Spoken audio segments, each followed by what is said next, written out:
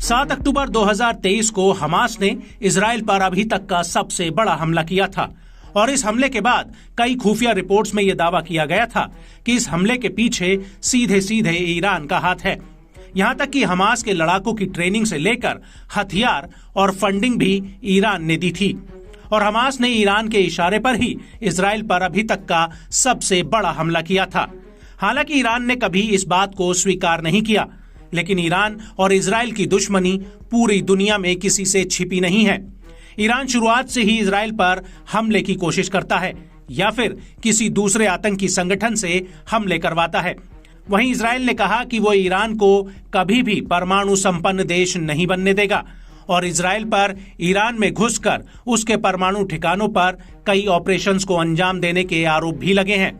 Israel की खुफिया agency Mossad की इन ऑपरेशंस में बड़ी भूमिका रही है और अब इसी कड़ी में ईरान में मोसाद के लिए काम करने के आरोप में एक कथित आतंकी को मौत की सजा हुई है। दरअसल ईरान की एक अदालत ने एक व्यक्ति को पिछले साल रक्षा मंत्रालय के दफ्तर पर हमले की साजिश रचने के आरोप में मौत की सजा दी है, लेकिन यह साफ नहीं हुआ है कि उस कथित आतंकी को मौत की सजा कब और कहां दी गई है। ईरानी सरकार का दावा है कि पिछले साल इस व्यक्ति ने इस्फहान प्रांत में ईरानी रक्षा मंत्रालय के वर्कशॉप कॉम्प्लेक्स में धमाका करने की योजना बनाई थी। आपको बता दें कि इस्फहान इलाके में ईरान के कई परमाणु रिसर्च सेंटर हैं।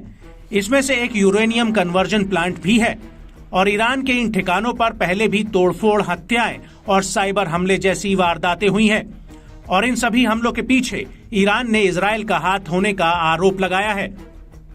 और इससे पहले फरवरी 2023 में ईरान की खुफिया एजेंसी ने घोषणा की थी कि उसने इस्फहान में रक्षा मंत्रालय के ठिकाने पर ड्रोन हमला करने वाले मास्टरमाइंड को गिरफ्तार कर लिया है और इस अटैक से पहले इसी न्यूक्लियर प्लांट पर 3 ड्रोन अटैक हुए थे।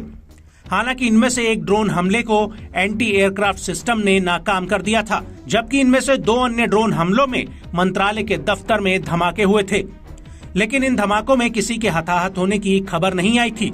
हालांकि उस हमले में ईरानी सैन्य अड्डे को मामूली नुकसान जरूर हुआ था, लेकिन बड़ी बात यह है कि जहां पर ये धमाके हुए थे उस जगह की पुष्टि एक हथियार बनाने वाले प्लांट के रूप में हुई थी।